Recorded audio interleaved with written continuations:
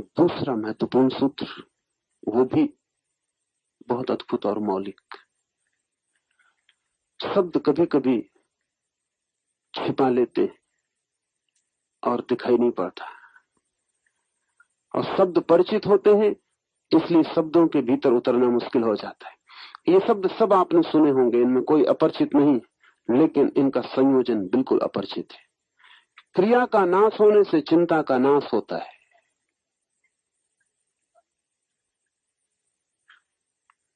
और चिंता का नाश होने से वासना का नाश होता है। वासना नाश मोक्ष, और यही जीवन मुक्ति है। क्रिया का नाश होने से चिंता का नाश होता है। चिंता को तो हम सभी नष्ट करना चाहते हैं। कौन है आदमी जो चिंता से मुक्त न हो जाना चाहता हो? लेकिन कर्ता से हम मुक्त नहीं होना चाहते, चिंता से मुक्त होना चाहते हैं, कर्ता से मुक्त नहीं होना चाहते। और कर्ता की छाया है चिंता। जो आदमी सोचता है मैं कर रहा हूं ये, वो चिंता से नहीं बच सकता। उस पर चिंता बढ़ती चली जाएगी, और जितना ही वो आदमी सोचेगा मैं कर रहा हूं, उतनी ही चिंता बढ़ती चली जाएगी। पूरब के लोगों ने बड़ी तरकीबें खोजी थी। उसमें एक तरकीब ये थी कि मैं नहीं कर रहा हूं, परमात्मा कर रहा है। एक ध्यान की व्यवस्था थी। ये व्यवस्था थी कि उसकी आज्ञा के बिना पत्ता भी नहीं हिलता। ऐसा है नहीं कुछ, एक एक पत्ते के लिए आज्ञा देनी पड़े उसको, तो अभी तक परमात्मा पागल हो जाता कि एक एक पत्ते को कहना पड़े हिलो, बंद हो जाओ। नहीं, कोई परमात्मा एक एक पत्ते को हिलाने रोकने के लिए नहीं बैठा हुआ है, लेकिन इसका उससे कोई संबंध भी नहीं है। उसकी आज्ञा के बिना पत्ता नहीं हिलता। ये तो ध्यान की एक व्यवस्था थी, एक उपाय था। क्योंकि जो आदमी ऐसा मान लेता है उसकी आज्ञा के बिना पत्ता भी नहीं हिलता, वो धीरे धीरे मैं करता हूं ये भाव छोड़ने लगता है। करता वो है, मैं कुछ भी नहीं उपकरण। वो हिलाता है तो हिलता हूं, वो चलाता है तो चलता हूं, वो उठाता है तो उठता हूं। जब लोग ऐसा सोचते थे कि उसके द्वारा सब हो रहा है और हम केवल कठपुतलियां हैं, तो एक बड़ी घटना घटी थी इस दुनिया में। पूरब के मुल्क एकदम चिंता मुक्त हो गए थे। पूरब ने जितना निश्चिंत समय जाना है जमीन पर, और कहीं नहीं जाना गया। और अभी पश्चिम जितना चिंता से भरा हुआ समय जान रहा है, उतना चिंता से भरा समय भी कभी नहीं जाना गया। पर उसका कारण वही है, क्योंकि पश्चिम में ईश्वर संदिग्ध हो गया, भाग्य की धारणा व्यर्थ हो गई। मैं नहीं कहता कि भाग्य की धारणा सही है, लेकिन भाग्य की जो उपाय व्यवस्था थी कि भाग्य सब कर रहा है तो फिर हम करता नहीं रह जाते, वो समाप्त हो गया। पश्चिम में न कोई ईश्वर बचा, न कोई भाग्य बचा, न कोई नियति बची। सारा जुम्मा आदमी पे पड़ गया, मैं कर रहा हूं, जो भी कर रहा हूं मैं कर रहा हूं, क्योंकि इसको हटाने के लिए कोई जगह न रही। ईश्वर हो या न हो, इससे अंतर नहीं पड़ता। लेकिन अगर आप अपने कर्तव्य को ईश्वर पे छोड़ सके, न हो तो भी आप पर तो परिणाम शुरू हो जाता है कि आप निश्चिंत हो जाते। पश्चिम में चिंता घनी हो गई है। अमेरिका के मनोवैज्ञानिक कहते हैं कि 4 आदमियों में 3 आदमी मानसिक रूप से रुग्ण हैं। 4 आदमियों में 3 आदमी। ये चौथा आदमी भी कितनी देर तक इन 3 के बीच बचेगा? ये 3 सब उपाय कर रहे हैं उसको भी डुबा देने के। बड़ी संख्या हो गई। 4 में से 3 आदमी अगर मानसिक रूप से अस्त व्यस्त रुग्ण हो गए, क्या कारण होगा? पूरब में इतने पागल कभी पैदा नहीं किए, पश्चिम ने इतने पागल पैदा किए। पश्चिम में पागलपन बढ़ता जाता है और धीरे धीरे स्वीकृत होता जाता है। फ्रायड ने तो अंत में यह स्वीकार कर लिया जीवन भर के अनुसंधान के बाद कि आदमी को सुधारने का वस्तुतः कोई उपाय नहीं। आदमी थोड़ा ना बहुत पागल रहेगा ही। असमर्थता स्वीकार कर ली। और फ्रायड स्वीकार करे असमर्थता तो बड़ी कीमत की है, क्योंकि ये आदमी 50 साल जिंदगी के आदमी के मन के अनुसंधान में ही लगाया है, गहरी से गहरी खोज की है।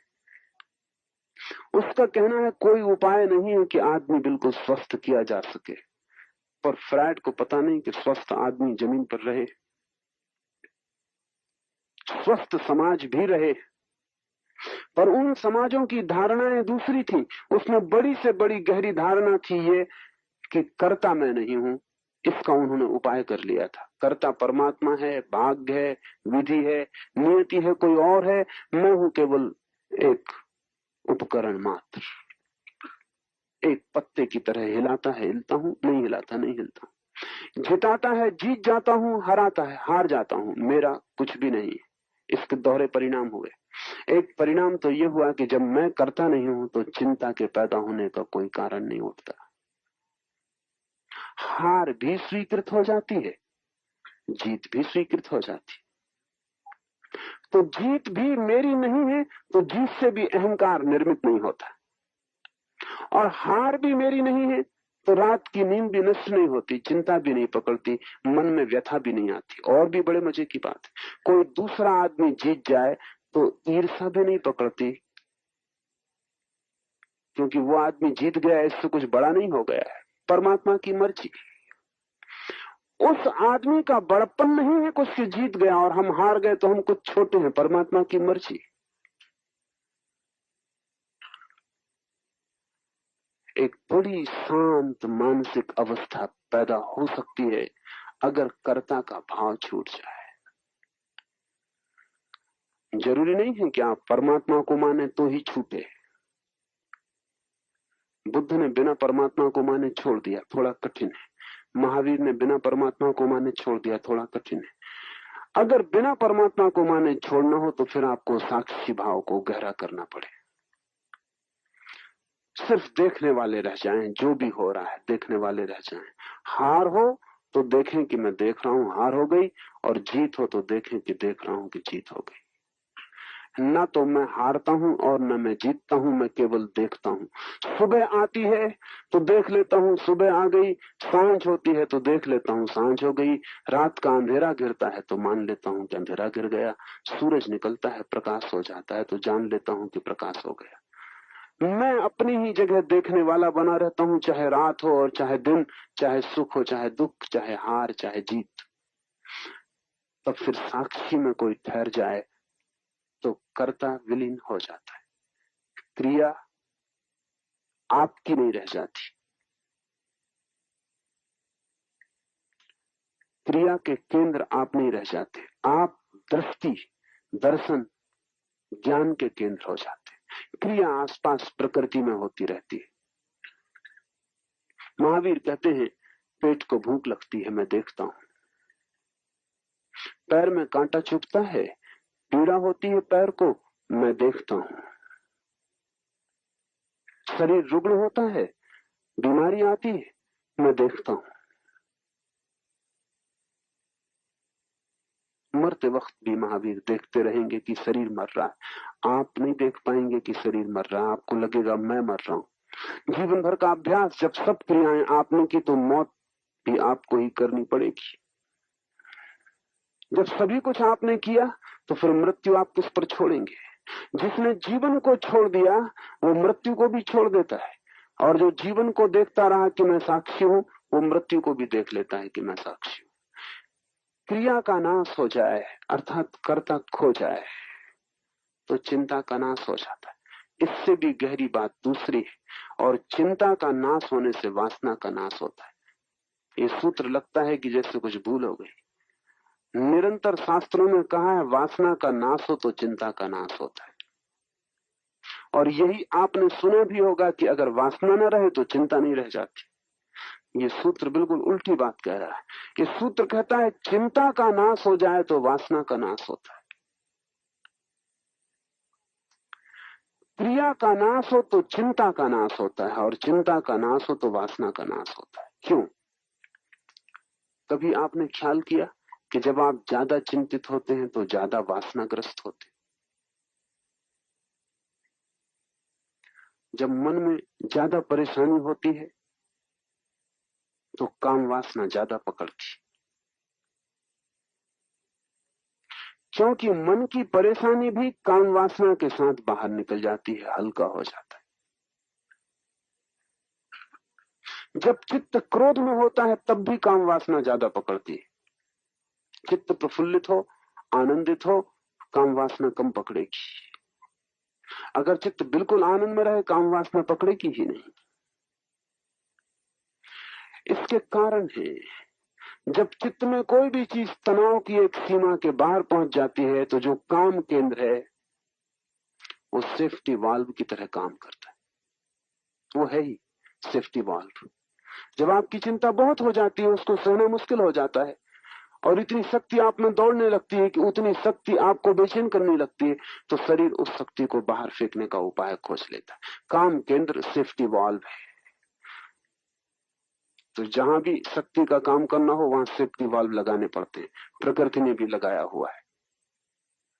अगर आप स्टोव गर्म कर रहे हैं तो उसमें भी इंतजाम करना पड़ता है कि अगर आप ज्यादा हवा भर दें तो कहीं सेफ्टी वाल्व होना चाहिए जो निकल जाए। घर में बिजली आप लगाते हैं तो फ्यूज लगाने,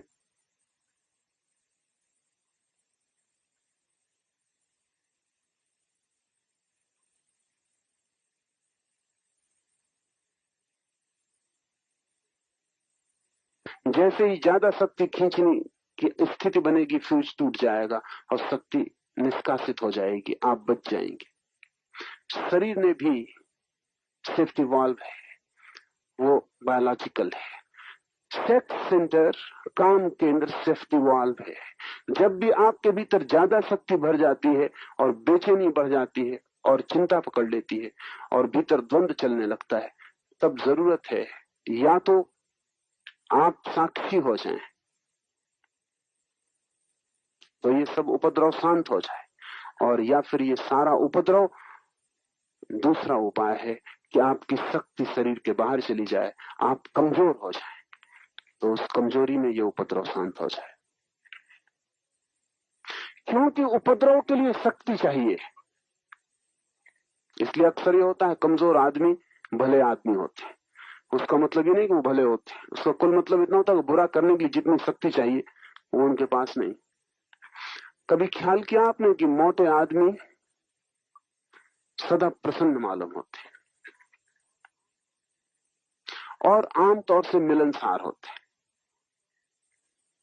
और आमतौर से झगड़ेलू नहीं होते? क्यों?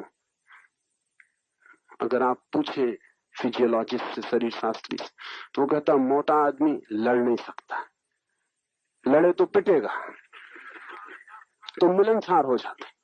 क्योंकि वो झंझट, वो लड़ने का काम हो ही नहीं सकता उनसे, करेंगे तो उसमें पिटेंगे, इसलिए वो मुस्कुराते रहते हैं। मुस्कुराहट का मतलब ये है कि कोई झगड़ा नहीं करना है किसी से, तो सब ठीक है, झगड़े में नहीं उतरना है। मोटा आदमी भाग नहीं सकता और झगड़ा हो तो दो ही उपाय हैं, या तो लड़ो या भागो, वो दोनों नहीं कर सकता, झगड़ेलू नहीं रह जाता। मगर इसका ये मतलब नहीं कि झगड़ा समाप्त हो जाता।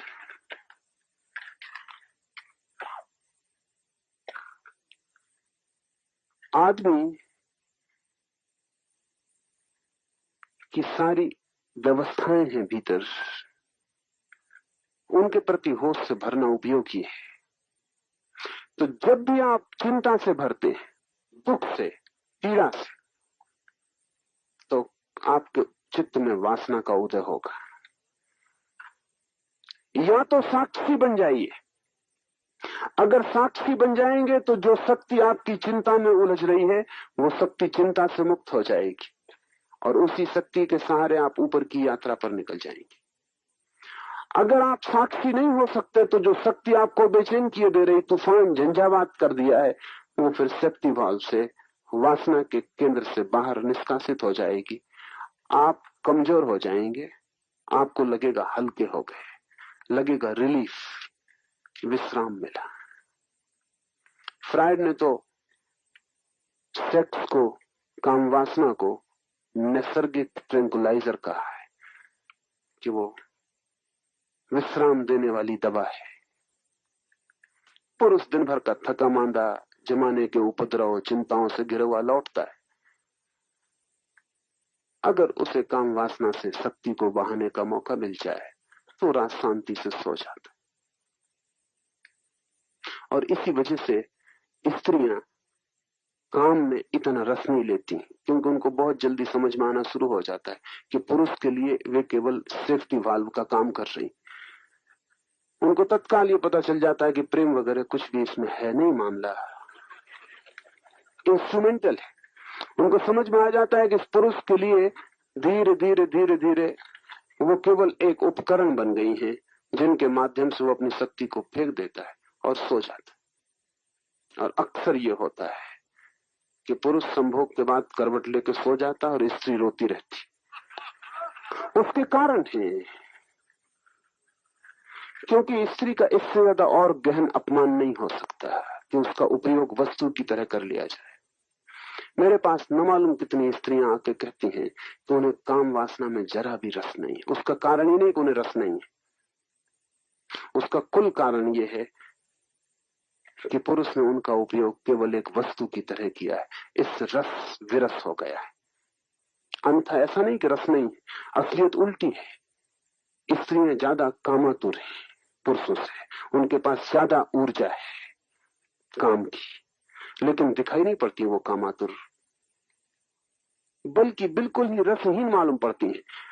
पुरुष को भी वो ऐसा मान के चलते हैं कि ठीक है, निपटारा हो जाता है, झंझट मिटी। बाकी कोई रस स्त्रियां लेती नहीं मालूम पड़ती। उसका कारण ये नहीं कि उनके भीतर कोई वासना नहीं, उसका कुल कारण इतना है कि वासना में उन्हें लगता है कि वो केवल वस्तु की तरह उनका उपयोग किया जा रहा है। व्यक्तित्व उनका वस्तु जैसा समझा जा रहा है, इससे पीड़ा होती। पर इसके दो दूसरे परिणाम होते हैं। पुरुष तो काम वासना से निकाल लेता है अपनी ऊर्जा को, स्त्रियां क्या करें? इसलिए स्त्रियां झगड़ेल, उपद्रवी, कर्कशा, वो दूसरे रास्तों से 24 घंटे निकालती, क्योंकि उनके लिए सेफ्टी वाल्व बंद हो गया। उनके लिए तो ये सिर्फ एक बात रह गई कि ठीक है पुरुष का उपाय है, लेकिन फिर स्त्रियां कर्कशा हो जाती हैं। ये बड़ी उल्टी बात है। स्त्रियों को होना चाहिए ज्यादा मधुर, पर ये होता नहीं। होना चाहिए ज्यादा सौम्य, लेकिन ये होता नहीं। होना चाहिए संगीत जैसा, लेकिन ये होता नहीं। क्या बात है, कहीं कुछ नैसर्गिक भूल चूक व्यवस्था में हो रही है। और वो व्यवस्था में ये हो रही है कि जो निकास का सहज मार्ग उनके लिए हो सकता था वो अवरुद्ध हो गया। उसके प्रति उन्होंने रस त्याग कर दिया, और साक्षी बनना तो मुश्किल है। इसलिए अब वो सारी शक्तियां घूमती हैं और अलग अलग मार्गों से निकलती हैं। हाथ से बर्तन छूट जाएगा स्त्री का, चीनी का होना चाहिए तब छूटेगा, टूट जाएगा। उसके टूटने से निकास हो रहा है। इसलिए आप बिल्कुल चार्ट बना सकते हैं कि किन दिनों में आपके घर बर्तन ज्यादा टूटते हैं।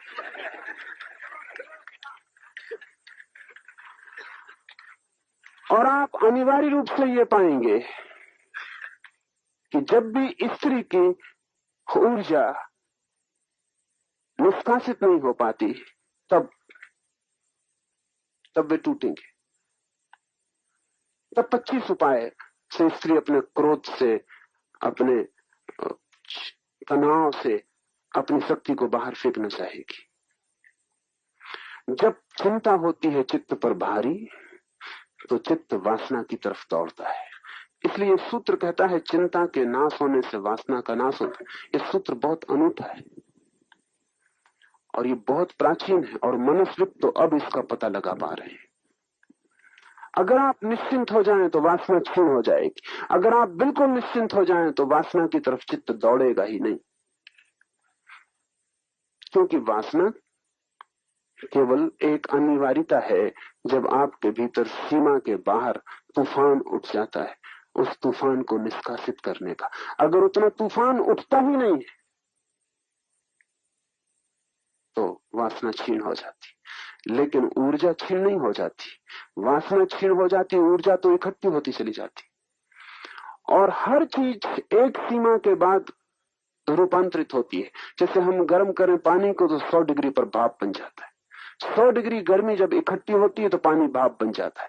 जब आपका वीर्य, आपकी ऊर्जा, आपकी शक्ति एक सीमा तक भीतर इकट्ठी हो जाती है और कोई तूफान नहीं उठता और उसको फेंकने की व्यर्थ कोई जरूरत नहीं आती, तो अचानक एक 100 डिग्री का पॉइंट है, एक बिंदु है जहां आपकी ऊर्जा जब इकट्ठी हो जाती है, तब अचानक वही ऊर्जा जो नीचे बहती थी ऊपर की तरफ बहने लगती है। ख्याल किया आपने, पानी नीचे की तरफ बहता है, भाप ऊपर की तरफ उठती है।